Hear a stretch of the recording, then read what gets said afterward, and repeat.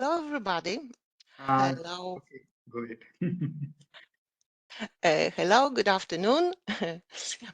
My name is Malgorzata Przymusiala. I know it's difficult for you, so you can call me Gosia, as you can see on the participants list. This is the simpler version of my name. And I am from Poland. I think you can have doubts about where Poland is, so I have prepared a map with India indicated in blue, and Poland is here. And this map is a little bit misleading, so I have prepared another one just to show you the comparison of sizes of Poland and India, so you can see that Poland is definitely smaller than India. So after this short geographical introduction, I would like to introduce myself a little bit and explain why it is me invited here today to be your speaker today.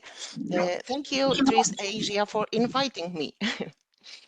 So first of all, I am a TRIZ enthusiast, and I am a TRIZ enthusiast since my first training in 2013.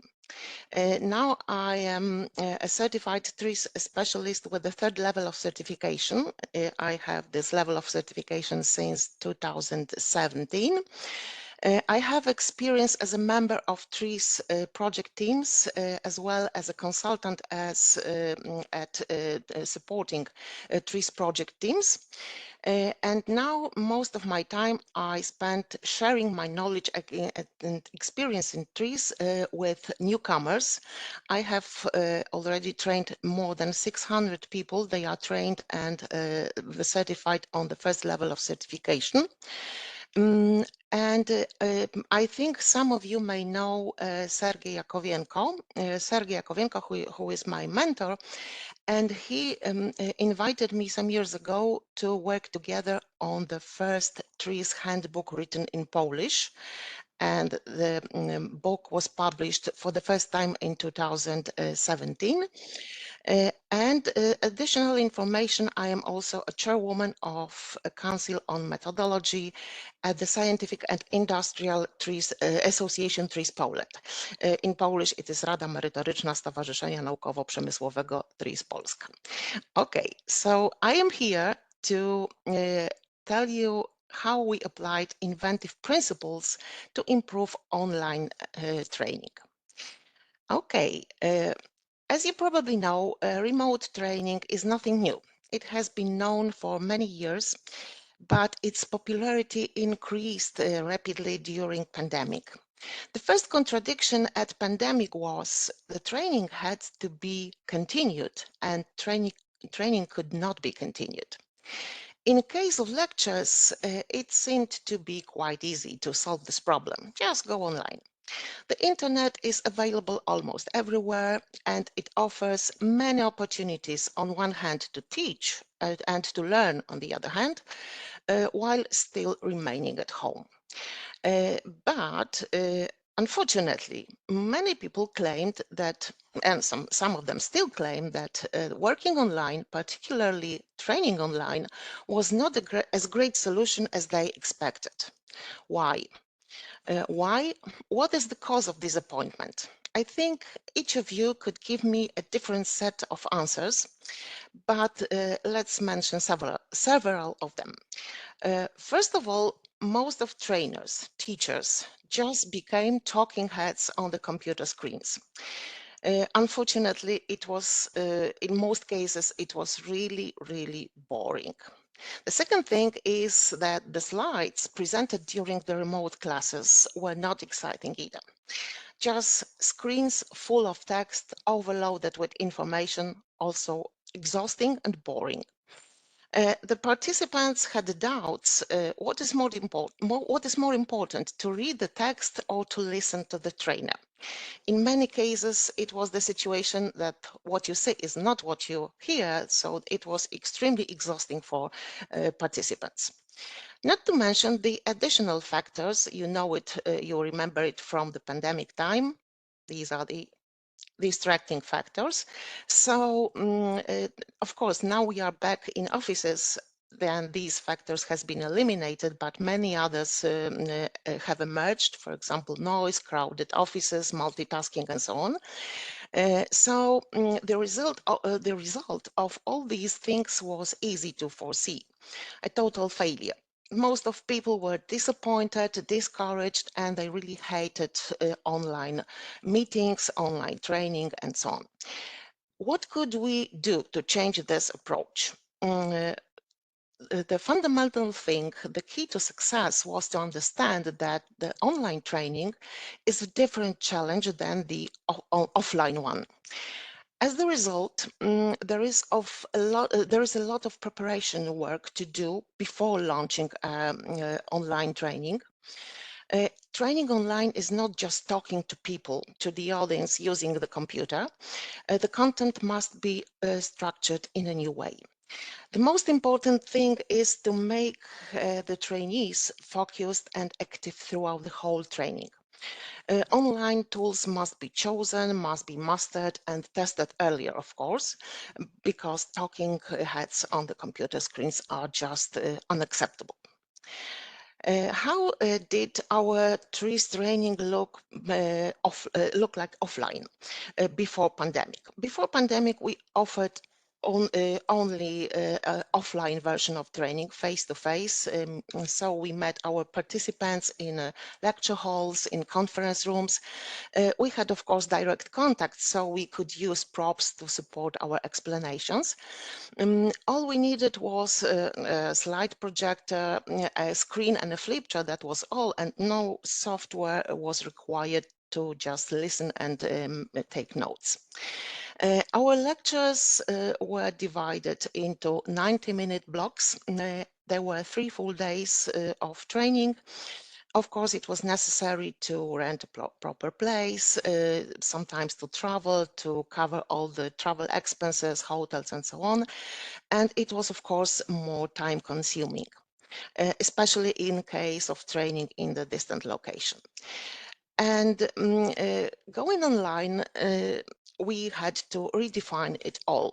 Of course, first of all, we have studied a lot of books and articles about mechanism of learning, just to learn more, and about the knowledge acquisition. What are the mechanisms, how to do it more efficient, how to teach people more efficient and more friendly, I would say.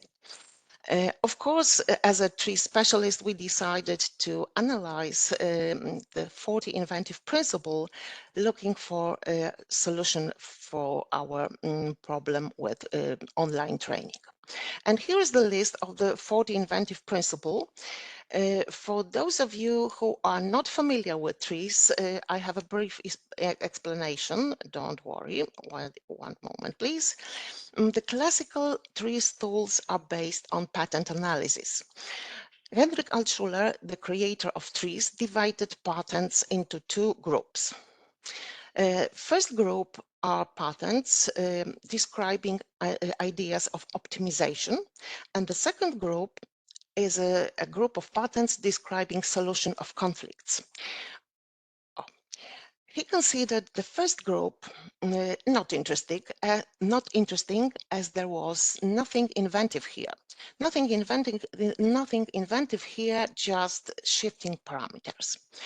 The analysis of the second group led Altschuler to interesting conclusions. First of all, he discovered the recurring patterns of conflicts, and moreover, he discovered also the recurring schemes of solutions. And that was the starting point to formulate 40 inventive principles, which are just models of solutions. If you want to read the full list of all the 40 inventive principles, you can scan the QR code, or you can click the link I have sent on chat. I have sent this link for you. You can go to the website. The website belongs to the company Nowismo, Polish company Nowismo I cooperate with, but don't worry, it's not in Polish, it's in English. So when you go to the website, you will see something like this, and you can find all the inventive principle. Clicking here, view all principles.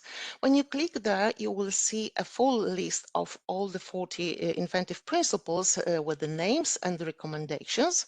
So, of course, it is not a full list. It is only the beginning of the list. So you can scroll your screen to see all 40 inventive principles. So once again, this is the full list of 40 inventive principles. Of course, here are only the names. And here you have the list of 10 inventive principles that we have found especially useful in remodeling our classes. So these are principle number 1, number 2, 5, 6, 10, 15, 20, 21, 23, and 25. And I will explain all examples how we used these principles to improve our online training. The first inventive principle is the inventive principle number 1, segmentation, and here are the recommendations. Here are the hints how you should change your system to solve your problem. So these are sets of hints what to do with the system to make it work better. So how did we use this hints, this recommendation? First of all, as you probably remember, I talked about the block 90 minutes block. The training consisted of 3 working days, and the content was divided into 90-minute blocks. And I think it was our mistake. We didn't know it before, but as I said, we studied a lot of scientific articles and books about the mechanisms of learning, and we learned that human brain is capable to maintain the high level focus not longer than for 45 up to 50 minutes. So we have changed the agenda of our training, and we divided the 90-minute blocks into smaller pieces, into smaller units, 45 minutes units. And as you can see, now we have 4 days because we observed that each activity online took at least 20% more time than the offline. So we decided to make this training longer because we wanted to teach people, not to torment them. So this is the first example of applying inventive principle number 1. And another example is dividing the whole content of the training into modules. We don't have the whole presentation for the whole training. We have divided it into modules. The presentation used by the trainers as well as the printed materials are just divided into modules. This way it is easier to, for example, to adjust the agenda to meet the customer's expectation, because some customers expect 4 days training. Sometimes somebody prefers a longer version, 8 half days. So it is convenient for us to adjust the agenda. It is also more convenient for the participants. It is more convenient for participants because each module of the presentation is accompanied with a separate set of printed materials. Each training includes some hands-on practice. It is the time when we divide the whole group of participants into smaller teams. it is easy, of course, to do it in a classroom, but it is also possible online. There is a feature in Zoom application, because I use Zoom, not WebEx, but Zoom in my work. Zoom offers a feature called breakout rooms, and you can divide the group to smaller teams. The team members can communicate using microphone, using camera. They can share screen. They can send chat messages within the group. And then after the exercises, we can come back to the whole group and compare the results of the working in teams. So this is really interesting, and according to our post-training survey, the teamwork in breakout rooms is one of the favorite parts of the training.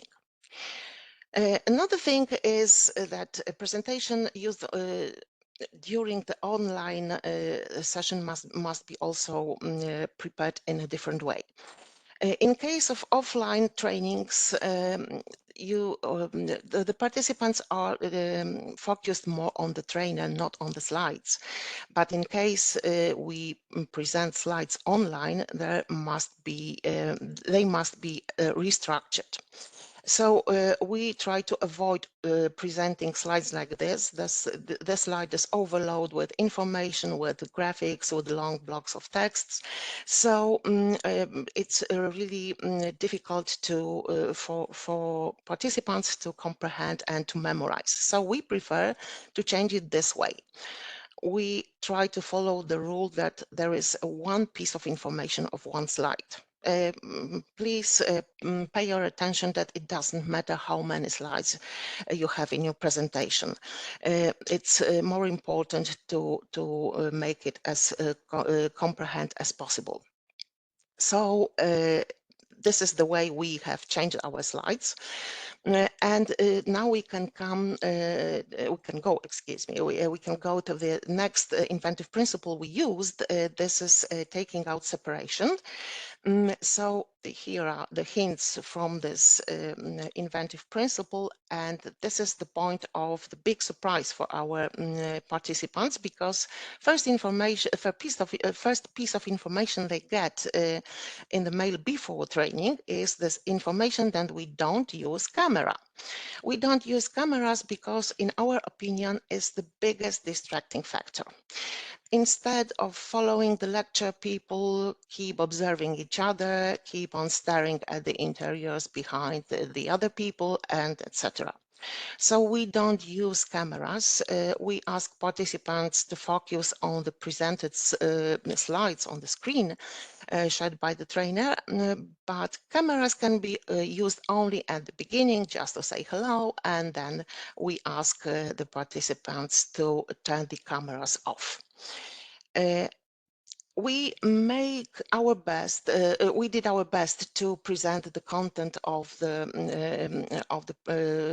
our training the way it is easy to grasp and memorize. So we avoid filling slides with blocks of text. We try to use minimum words. We use graphics, charts, and tables, colors, and so on. We reduce the text because reading text takes much more time than just watching graphics. On the other hand, there is still plenty of place on the slide, and participants can take notes. When you prepare your presentation, please pay attention. There are a lot of options how to present the data, for example. So please compare these two versions of the same piece of information. Of course, we can use this pie chart, but I think it's easier to understand and to memorize this version. Skip the colors, just use one colors, but make it this way that everybody will easily understand the information you would like to present. Avoid pie charts. Let's use this version of data presentation. In Zoom, we have the option to communicate with the status icons. We prefer the status icons than chat, for example, because it improves the communication. How? We encourage people to use status icon because it takes too much time to read the messages on the chart.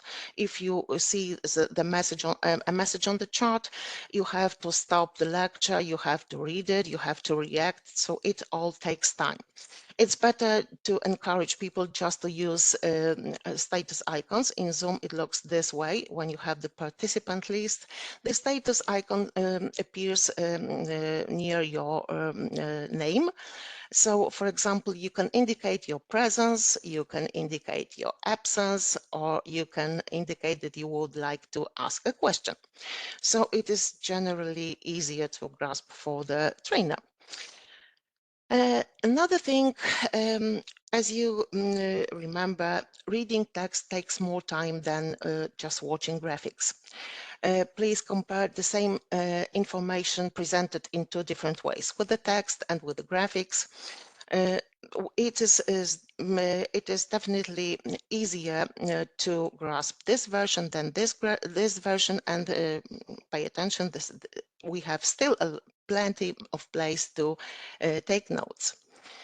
So we prefer this version than this version. Merging. Merging is another inventive principle. This is the hint number one from this inventive principle, hint number two. And how did we use this inventive principle in improving our online training?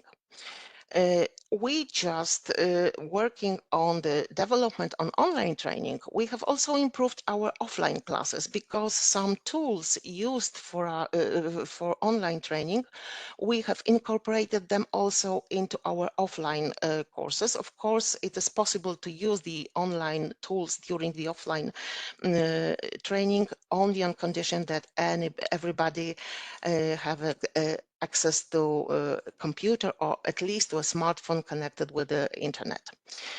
But in our participants' opinion, it is a good solution. It makes the training more varied and more engaging, more interesting. Universality. It is the inventive principle number 6. And there is only one hint here: make a part of the object or the entire object perform multiple functions, eliminate the need for other parts. We used this inventive principles this way, that we decided to use the same set of presentations and the same sets of printed material for the participants for the offline training as well as the online training. There is it is easier for us. It is easier for us because we don't have to prepare separate sets of materials for the participants. This sets of presentation and of printed materials is always the same. Another thing worth mentioned is that we use Google Forms. Google Sheets, because I think, in our opinion, it's easier to cooperate when participants have different operating systems in the computer. Some of companies prepare their own tools to be shared and used online. They store them on their own servers, and to prevent unauthorized access, they build a sophisticated structure on their own servers. Users have to create an account, to log in, to enter passwords, etc. To avoid any problems with access restriction, we used popular websites open to the public. So the main advantage of this solution is that file formats are accessible for everybody. And files are just linked in a chat window, or sometimes we send the links with email, because sometimes we ask participants for doing some homework. The files themselves are blank, so from our point of view, they are useless for non-participants. So even in case of unauthorized access or copying, it doesn't matter at all. Just they are just blank forms or blank sheets. Preliminary action, this is very important and very popular inventive principle. There are two hints connected with this inventive principle. How did we use these suggestions? First of all, we had to choose the proper application for our online meetings. It seems obvious that the application should be chosen, mastered and tested earlier, but it's surprising that it is not obvious for everybody. So this is one thing. So you have to, if you decide to work online, you have to choose your favorite, your application to work online in a way it's most efficient, more convenient to you.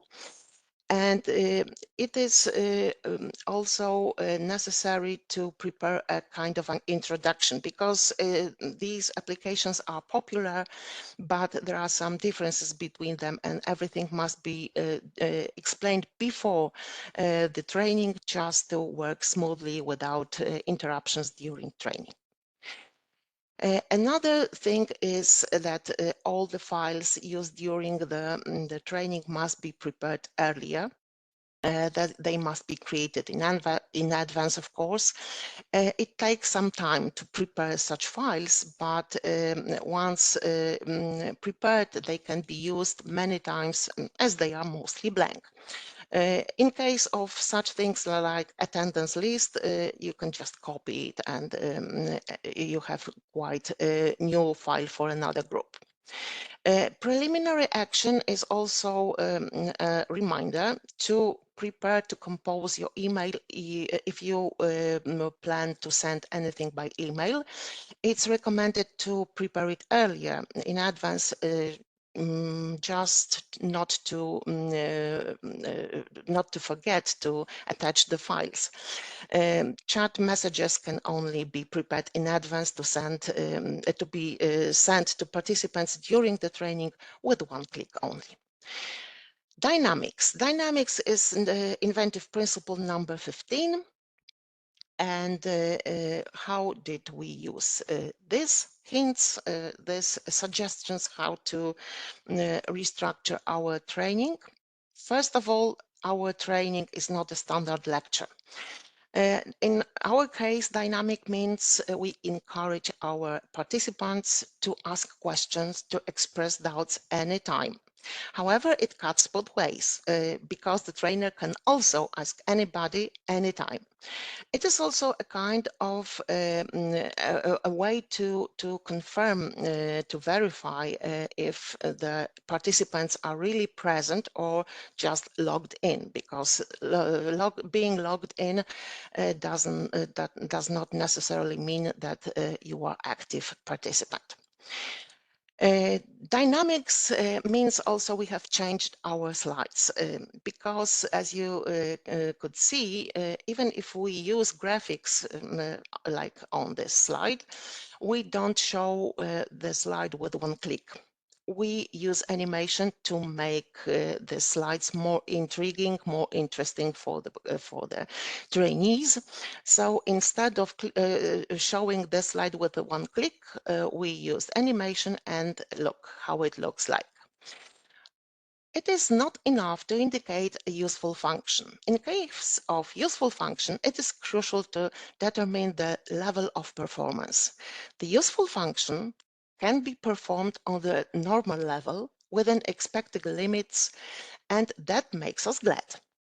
In case of useful function, in case of useful function which is performed insufficiently, it is a problem. It is a function disadvantage. In case of the useful function performed on the excessive level, it is also a problem for us. It is also a function disadvantage. This is how we present our slides using animation. Another step further in the dynamizing our picture is using films. Using short films to explain some examples, because in case of online meeting you cannot use props. So it's better to use films, and it is also interested for the participants. One hint when using films, please remember to check the settings, because sometimes you would like to share the sound from your computer. In some cases you don't want to do it, so please remember to check the settings. Dynamics is also used during the final test, which is an inherent part of a training, and the Google tools offer many settings to adjust the forms to individual requirements. So the feature worth recommendation is the possibility to shuffle the questions and to shuffle the answers as well. Look, this is the same set of questions and answers, but these are two different versions of it. So this way, when Google Form shuffles the questions and the answer, each student gets his or her unique copy of the final test, but you as a trainer prepare only one set of questions and answers.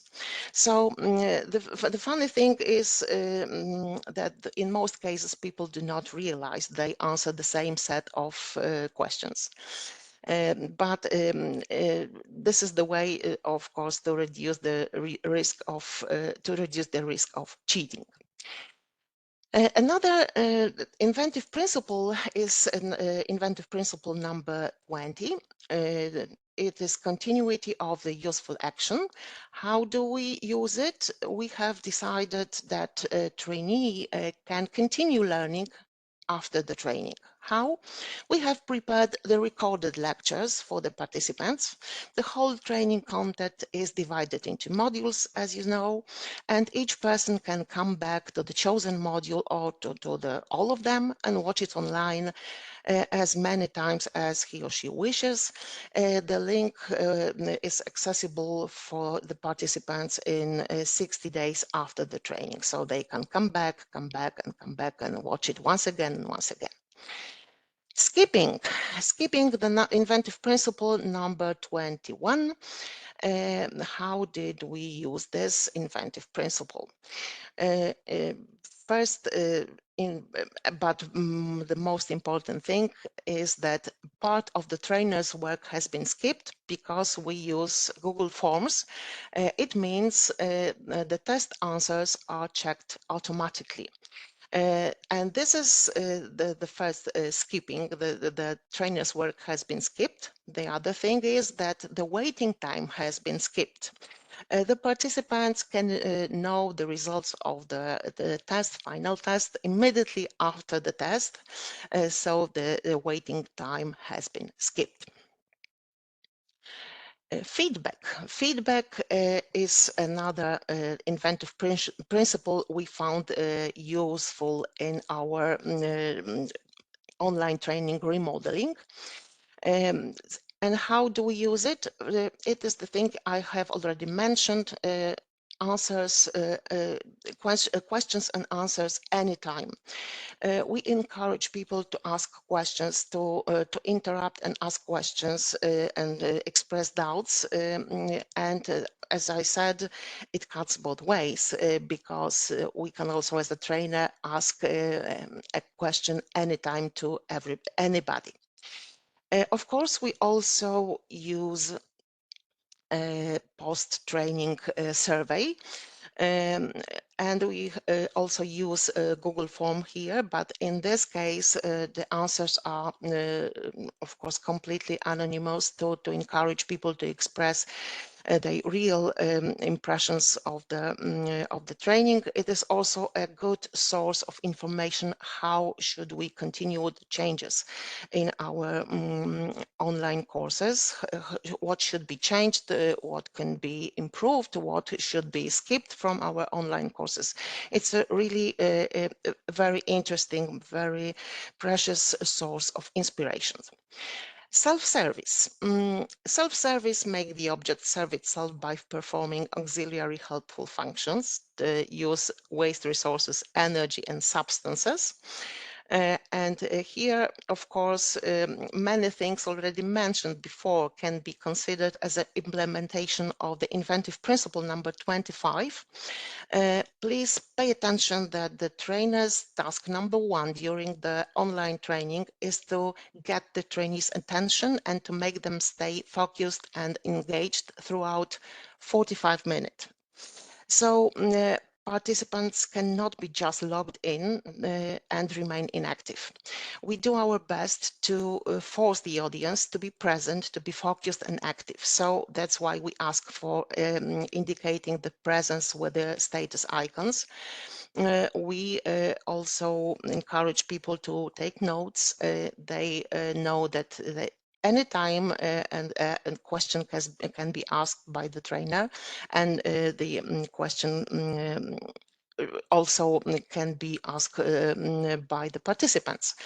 And of course, the breakout rooms make people be more active. They have to work in the smaller teams.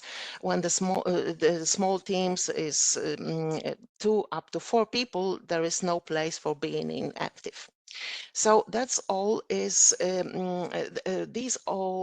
activities have one goal: to make the learning process as efficient as possible, because the first condition for the efficient training is activity of the student. If a student is not active, we have no possibility to just open his or her head and put something into it. It requires some activity. It requires some work from the student. Okay, I think it's time to sum it up. For those who know and use TRIZ, the remote training is not a surprise. We can say it's a way to dynamize the trainings. So one thing what's also worth mentioned, it complies with the trends of engineering system evolution. And we just have to accept it, whether we like it or not. Just this is the trend. And I have here I have shared my and my team's own experience, and I prompted some hints, as we believe it's inevitable to teach remotely. We constantly work on our training to make it as attractive, as effective as possible. Please pay attention to the fact that we use the models of solution originally designed for solving technical engineering problems, but now I hope you are convinced that 40 inventive principles are more universal, and they can be successfully used in non-technical domains as well. And in our opinion, it's a must to teach online due to at least one but very serious reason: cost savings. Cost savings, and in case of online classes, we can skip travels, hotels, conference rooms. We save time and money. We can be more flexible to meet customers' expectation, and we observe that many customers still prefer working online even when the pandemic is over. Okay, I think that's all. Yes, that's all I have prepared for today. Thank you very much for your attention. In case you have questions, of course, I am ready to answer your questions. And in case you will have some questions later, you can find me on LinkedIn, and I will try to answer your questions in case you will have any in the future. Thank you very much. If you have any question, I'm ready to answer it. Thank you. Thank you, Gosha, for the nice presentation. Participants, the forum is open and you may unmute yourself. Your mics are enabled and you can just ask your question directly.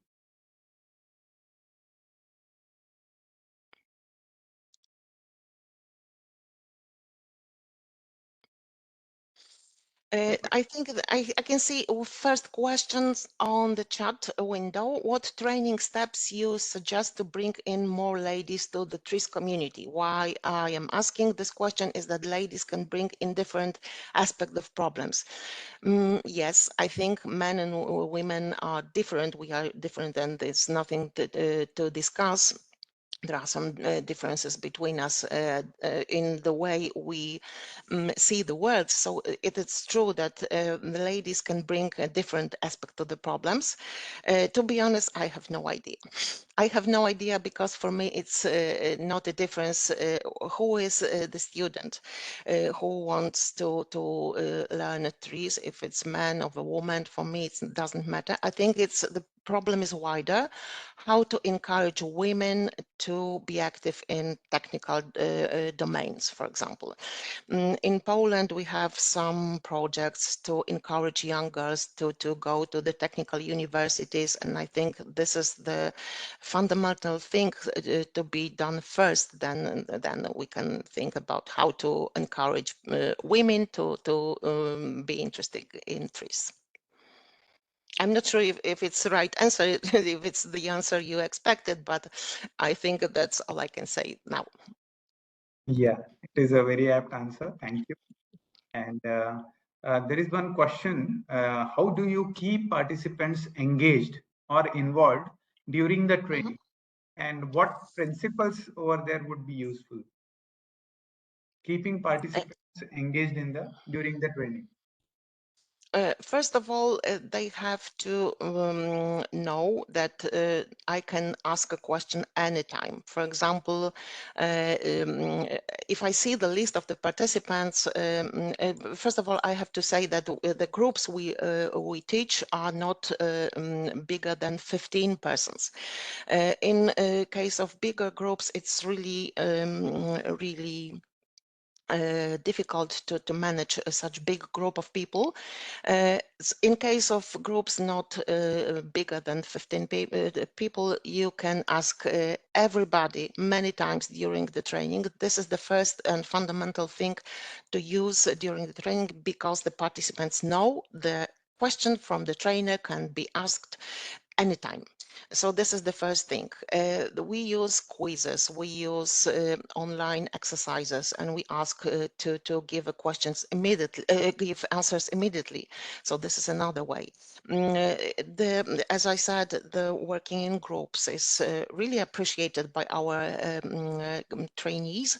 They really like it, and they are really active because it's used usually in the end of the day, and the people are a little bit tired, and this is another triggering point to be active, because when you have to work in a smaller group, you cannot be inactive. Horst, I can see you, and I can see your hand raised. Yes, thank you, Gosha, for the wonderful presentation and all your ideas for a perfect online course. I was wondering if you also use collaborative whiteboards or something like Miro or concept board or tools like that for the group work. Not only the group rooms in Zoom. When the people work in outer break rooms, they get links to the forms or sheets which are blank, and they have to fill the blank sheets. For example, in case of exercises with engineering contradiction or function analysis, they just got blank forms or the sheets, and they have to work. One of the person in the breakout room has to share a screen, and there is a discussion how to fill it. So we know there are other possibilities like whiteboards and so on, but we didn't find them useful in case of TRIZ training. Okay, thank you. Thank you. Okay, any more question? I see another question on the chat window. We have found that during the pandemic times, the children learning in online classes lost touch with writing, reading skills. They used to sleep and learn when camera is off. The learning effectiveness was very much affected. They became addicted to mobiles and TVs and laptops. There were the perils. Now, how to solve these problems using TRIZ would be an interesting project. I think the key to the success also with children is forcing them to be active. You cannot allow children to just sleep during your online session.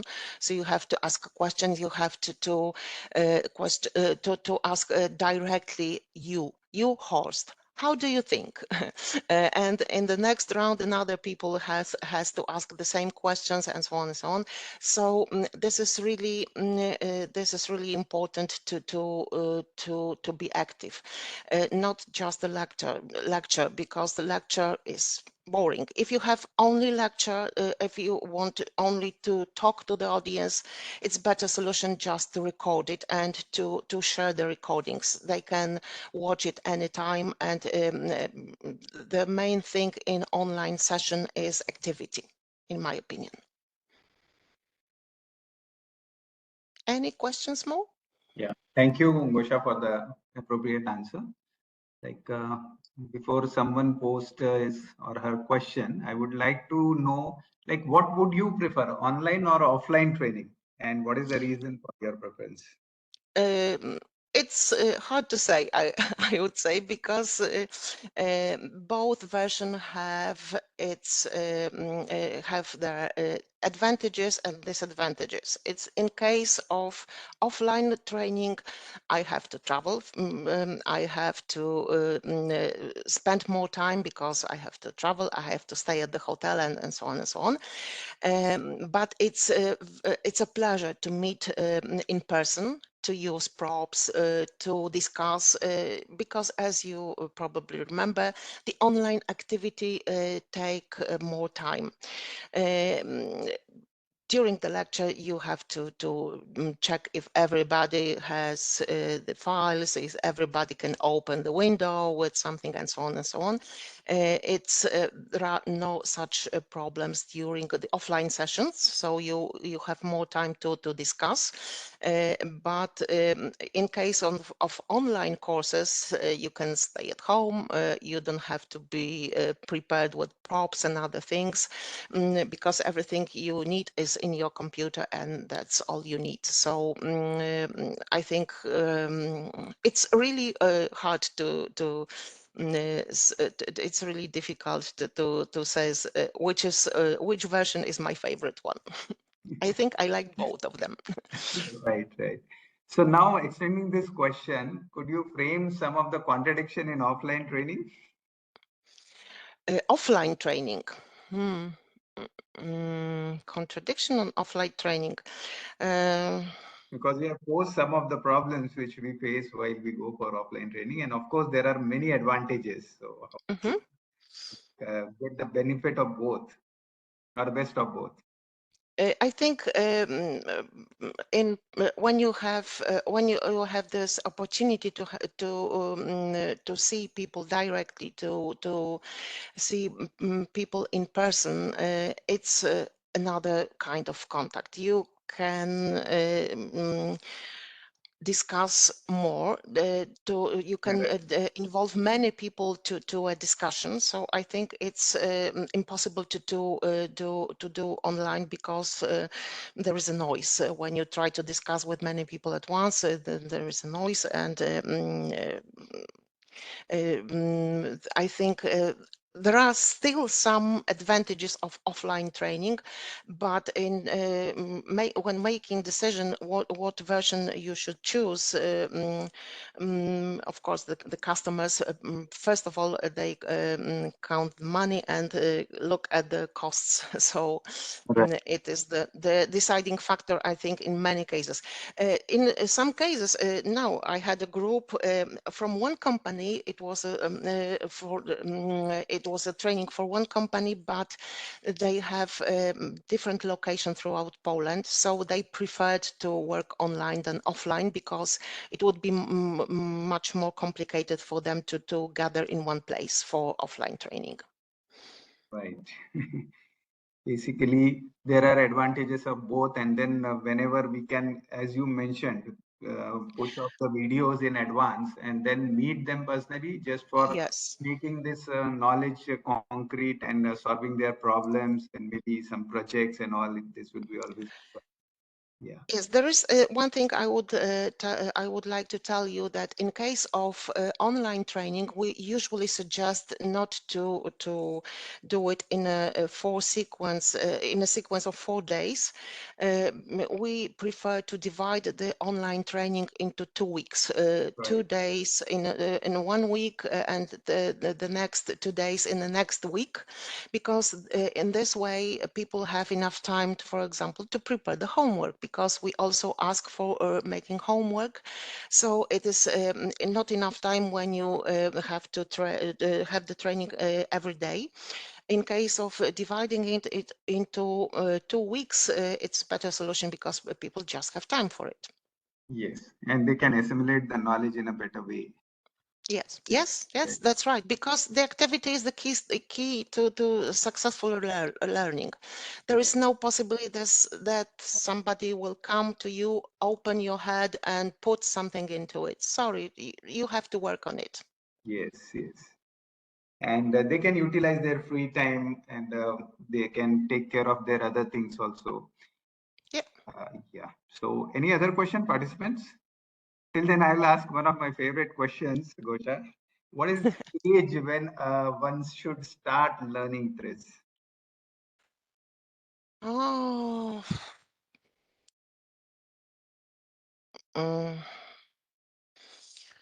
Hard questions. I think in case of TRIZ, because I think it's a matter the matter is much more general. I think the learning process is never over. If you start to learn anything, you start learning not at school, but earlier. Remember, you start learning just trying to find your place in the world. So you start watching the world, you start learning, and then you learn, and you are not allowed to think that when the school is over, your learning process is over. When you want to learn something new, it's the best time now, when you discovered Yes, something to perfect learn. answer. So even if you think, oh, I'm 56, I'm too old for it. No, it's not true. When you are 70, you will be much older, and it's also a good time to start. So I think if you have to learn something new, this is the best time for it. Just start. Right, right. And for students, what would you like advise that they should learn TRIZ, and particularly, I would say undergraduate students? I think this is a very universal set of tools. It is really helpful. It is not for engineers only. It is really useful for everybody. This is the most important thing. I think it's worth spreading. That it is really useful for everybody. I had opportunity to teach people of many domains, doctors, architectures, engineers, teachers also, and everybody was very satisfied after the training, because they didn't know it could be so useful, that the things they work on can be structured, can be easy to grasp, can be presented in a very structured way, and it makes solving problem much more easier, even if the problems are not strictly engineering. Right. Uh, Maybe I was slightly biased while I was asking a question because I am a faculty at an engineering college. So Mhm. my concern would be more about it. But nevertheless, you rightly mentioned that any time is the right time for learning TRIZ, and it should be Yes. immediately someone should learn it because The earlier the better, I would say, but it any time is if you decided if you have discovered trees now when you are, for example, 50 or 60, it doesn't mean that you have to give it up. No, it's not for me, it's too late. No, it's not true. It's the right moment. right, right. We have people who have started learning TRIZ at the age of 60, probably, and Mhm. done their level 3 after Yes. retiring from their job, and now they are working as a consultant and doing very good in their field. And they still Yes. say that it is very late in my life that I realized that there is something like a TRIZ. Though they were very successful in their like a career, but still somewhere they found that TRIZ is the thing which should be learned at the beginning of career itself. Mhm. We think it's a good idea to introduce trees into as a standard topic in technical universities, and we are doing our best to introduce trees in Poland in Polish universities. If you maybe you saw, I had the list. Prepared for Olga. You can see it on the LinkedIn, the list of Polish Polish universities when we had training trees, and we hope someday it will be obvious that trees is learned, taught at universities. Right, right.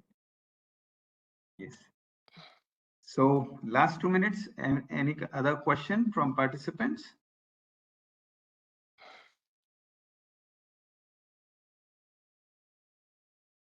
Okay, Gosha, your final words on today's session, and then I'll just like to give some information about our next coming event, that is Mhm. TRIZtalks.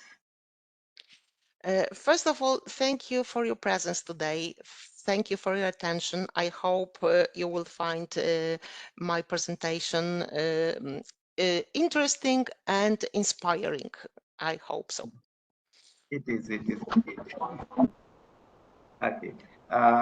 Dear participants, thanks for your presence. And we will like to tell you that next month, because generally there is talks we arrange on the last Friday of every month. But next Friday and month end, we are having something very special for you. And it is our 11th year to conduct TRIZ for X. And this TRIZ for X is actually become the one of its kind conference, bringing all professionals needing to master innovation under one umbrella. And it provides proven tools for effective change and repositioning of the offerings. This offers insights from TRIZ experts on integrating technology innovations that may be economically and smoothly into both technical as well as business processes. So very soon we'll be having it, and it is already announced. And I'll paste its link if you want to go for its quick registration. And most interesting thing, this year it is having no charge, it is free, but definitely it is mandatory to register for the same. So we are looking forward to you and be a part of TRIZ for X 2023, and wherein there would be experts, as was discussed right now in the session of Gosha, that all across world would be coming to our study room and delivering their expertise. And this is again a very big opportunity to get your doubt clear about TRIZ, and even some of your technical problems also you may share. So by this, I would like to tell that now we'll be meeting in TRIZtalks in the month of January directly, because in December it would be like year-end time and we won't be able to do the things properly. So now looking forward to see you all in TRIZ for X. And this duration of this would be, please mark your calendar. It will be 29th of November to 1st of December 2023. And for IST, Indian Standard Time, it will be 1800 hours to 2100 hours. And GMT, it will be 1230 hours to 1530 hours. So looking forward for seeing you all there. And thank you, Osha, for the wonderful presentation, giving all together different insight. And I am Sandeep Wankade, from TRIZ Asia and AISSMS College of Engineering. Would like to thank you and all the participants for your patience listening.